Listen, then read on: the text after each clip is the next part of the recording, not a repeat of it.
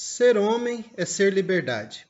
A filosofia de Sartre, a ontologia fenomenológica, se esmera por mostrar que a própria existência humana, a condição humana, ela não está determinada por nenhuma essência ou natureza, né? Naquele modelo, sobretudo no modelo de corpo e alma, mas ela está intimamente ligada à escolha, escolha de ser, escolha que a temática agora é a escolha original, mas escolha de ser que se dá como livre, como liberdade, como realização dessa liberdade, o que faz do homem aquele ser que jamais coincide consigo, aquele ser que é para si, aquele ser que tem o nada que o separa de si mesmo, que ao mesmo tempo que é insuperável, é também aquilo que o move no seu ser no mundo, na sua existência, né, no exister, no ser fora de si mesmo, aquele movimento da consciência intencional. Então, por todas essas razões, ser homem é ser liberdade e, portanto, escolha. E nesse sentido, Sartre pensa que a realidade humana, ela nasce ou ela parte de uma escolha, e essa escolha é, portanto, original. Algumas filosofias, alguns filósofos, alguns pensamentos bastante conhecidos, inclusive, têm exatamente a proposição oposta, ou seja, que é porque foi estabelecida uma essência humana e no intuito de realizar essa essência que o homem é no mundo. Isso significa dizer de antemão, conforme eu tentei mostrar nas filosofias que nós vimos que antecederam Nietzsche, sobretudo aquelas, o Platão, o Santo Agostinho e o próprio Descartes, quer dizer, um exemplar moderno, um exemplar medieval e um exemplar antigo, mas isso meio que se alastra por todas essas filosofias, por todos esses períodos filosóficos.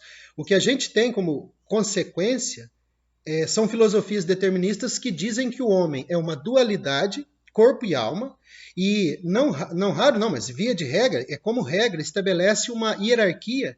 E nessa hierarquia, o que é corpo, o que é matéria, o que é orgânico, o que é natureza, seria secundarizado em relação a algo mais especial, mais sutil, mais importante, infinito no sentido de não morrer, né? A alma que não tem o seu fim, que é eterna depois de criada, pelo menos não acaba depois de criada, e vai ser julgada, no caso do homem santo, e vai para um céu ou para um inferno. É a mesma alma, que é o fundamento do conhecimento da verdade, conforme a gente vê no Descartes, aquela que a razão, o poder de bem julgar e distinguir o verdadeiro do falso. E é também o mesmo princípio que a gente tem lá no Platão, daquela perfeição que acabou sendo encerrada numa imperfeição, que é o corpo, né?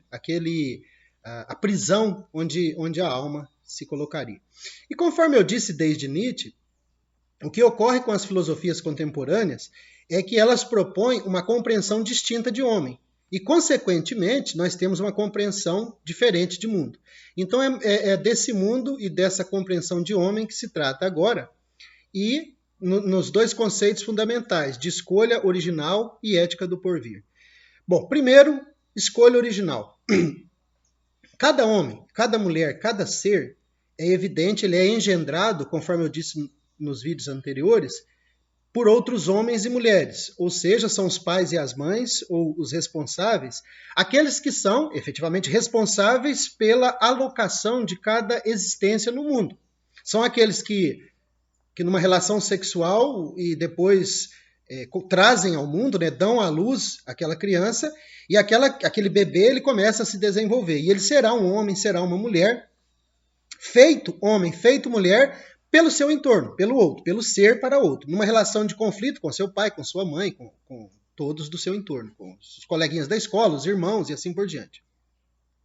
Mas nesse momento, teoricamente, ou sempre se pensou que essa criança foi escolhida. O que Sartre quer recuperar como escolha original é o aspecto do ser liberdade que vai para além do julgamento ou do juízo. Eu explico. No caso do Descartes, e por isso cartesianamente falando, a idade da razão é algo bem compreensível, o que a gente tem é uma espécie de evolução humana que passa de algo não homem ao homem. Então você tem um pré-homem, que não é chamado de criança, não é chamado de... Enfim, é algo antes do homem, mas que é desconsiderado totalmente.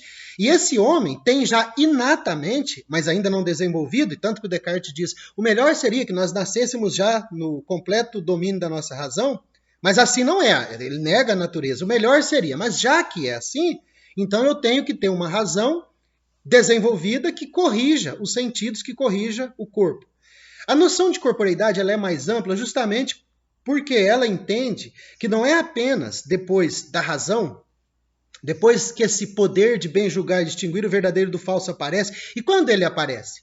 Para começo de conversa, a gente não consegue precisar. A criança, a um dado momento, não consegue fazer juízos e, de repente, ela passa a fazê-los. Não é uma coisa que se ensina efetivamente, no sentido de eu ensino o que é o bem e o que é o mal, mas eu não ensino a escolha. Ela escolhe o bem ou o mal como algo da sua ação. E isso acontece desde muito antes da linguagem até. O bebê ele faz a escolha de ficar quieto, de chorar um pouquinho ou de chorar muito quando ele se sente incomodado, com a fralda molhada, por exemplo. É uma escolha de ser. É uma escolha que ocorre num ambiente muito antes, muito prévio àquele juízo racional, depois da idade da razão, conforme pretende o Descartes. Então nós estamos lidando com essa escolha. Essa escolha é original. E por que chamá-la de escolha? Bom, primeiro, isso contradiz o senso comum. Todas as pessoas acreditam que para escolher é necessário que sejam oferecidas opções e que a escolha seja feita de um ponto de vista de um julgamento. Então eu tenho que ter a opção de me casar ou ser celibatário e fazer um julgamento e uma escolha. E essa escolha teria que ver com essas duas possibilidades. Mas vejam, ao fazer essa escolha, eu excluo todo o resto. O resto, como ter mais de um parceiro ou parceira, o resto de viver várias relações concomitantes, por exemplo, é que não tem muitas opções, né, no exemplo que eu escolhi. Mas, enfim, existem possibilidades da sexualidade, aí fica mais fácil de pensar. Além da possibilidade heteronormativa, você tem uma série de outros possíveis da sexualidade humana. Só que essas todas possibilidades, elas são sempre negadas em função de um dever ser hétero, né? Falando especificamente da sexualidade.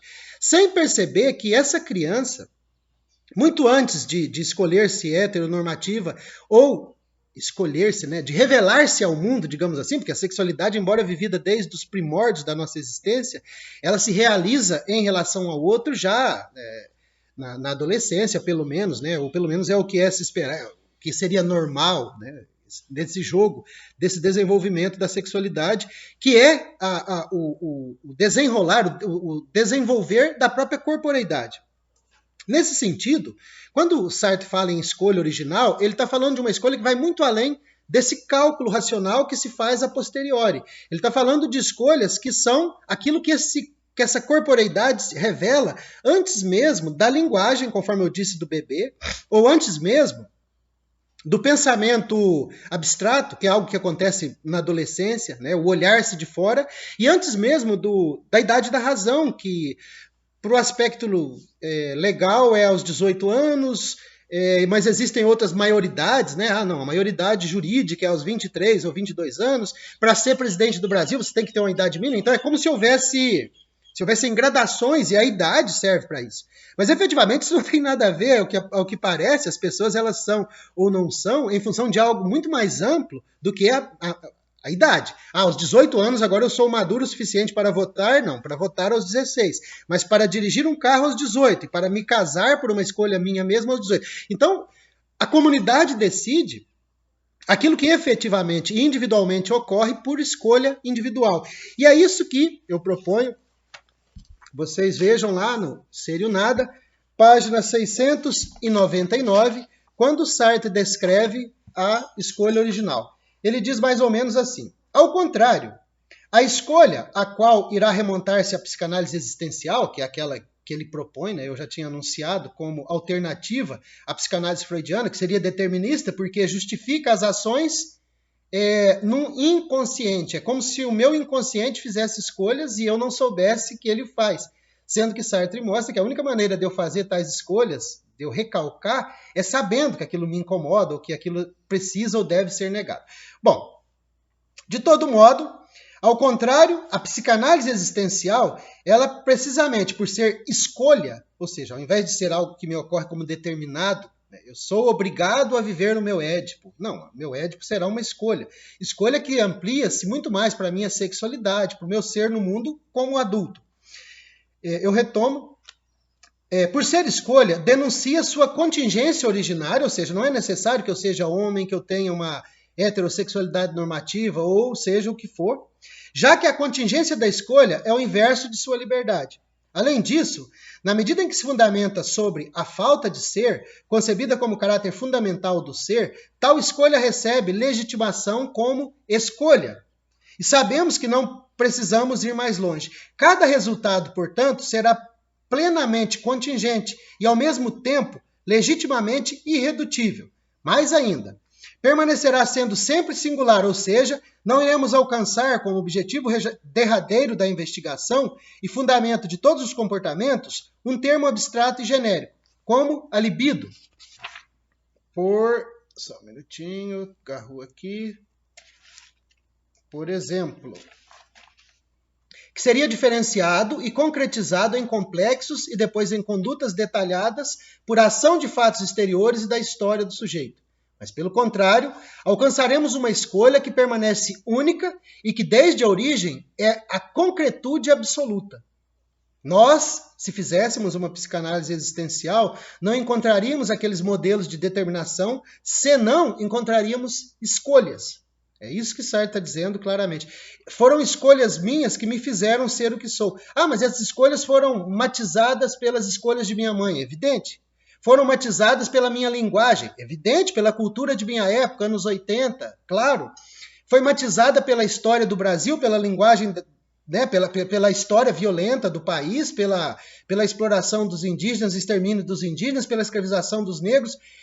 Sim, pelo samba, pelo funk, pela moda de viola, pela música sertaneja, pelo country, né, que essa música sertaneja vive aqui em Minas Gerais. Enfim, todos esses elementos, mas ainda assim, diante de todos esses elementos, o que eu sou é resultado de minhas escolhas. E essas minhas escolhas, elas vão até o momento genitrix, né? Depois dos 2 meses de idade, pelo menos é o que a gente encontra na filosofia de Sartre, quando ele leva a termo, ou pelo menos chega o mais perto do final da psicanálise existencial de Jean Genet, e ele vai, né? E Sartre afirma, olha, dos 2 meses para trás da existência de Jean Genet, desculpe, não é Jean Genet, é o Flaubert. Né, do Genet, Sartre trata ali da questão do Genet como realização do mal, mas enfim, é uma outra psicanálise existencial. A importância da psicanálise a respeito do Genet, Jean Genet, Ator e Marte, né, é o nome do livro, tem muito que ver com o fato do Genet estar vivo e do Genet ter lido a psicanálise existencial, ter tido acesso a ela, e dele ter dito, né, é uma declaração do Jean Genet, que depois que ele teve a sua mecânica cerebral revelada, né, desnudada, ele nunca teve mais vontade de escrever. De fato, ele não escreveu nada relevante depois da psicanálise existencial que Sartre promoveu do Jean Genet na obra Saint Genet, Ator e Marte, né, ou Saint Genet, Comédien et Martyr, em francês. No caso da obra a qual me referia, era o Flaubert, né, que é uma obra gigantesca e que é a mais acabada, e nela Sartre se volta para a escolha original que Flaubert teria feito, o idiota, né, da família, que se torna o grande literato, Flaubert, e Sartre afirma que quando pesquisa, voltando, né, porque o método é progressivo, ele avança, e é regressivo, ele volta. No momento de voltar, é como se eu voltasse da minha própria existência. E eu me volto, no caso, Sartre psicanalizando existencialmente o Flaubert, volta-se para a infância do Flaubert e diz, até depois de 2 meses de existência, eu posso afirmar que Flaubert faz escolhas. Antes, ele confunde-se com sua mãe, né? Genitrix é esse momento, até mais ou menos por volta de 2 meses depois de nascido, em que o bebê ainda se confunde com a sua mãe. Depois ele começa. E o Freud trata dessa questão do ponto de vista da constituição do ego, né? Que é o momento em que o bebê, por volta de 2 meses, começa a perceber que o seio da mãe, quando lhe é negado, não é parte dele mesmo, e que o mundo não é ele mesmo. Então ele começa a distinguir-se do mundo, constituindo ali um ego. No caso de Sartre, o que se constitui nesse momento são escolhas, a partir de escolhas. Mais um pouquinho, né, eu continuo a leitura. As condutas detalhadas podem exprimir ou particularizar essa escolha, mas não poderiam concretizá-la mais do que já é. Isso porque essa escolha nada mais é do que o ser de cada realidade humana. Eu sou minha escolha. Vejam bem, o fato de eu ser hétero ou não, de eu ser homem ou não, tem que ver com escolha.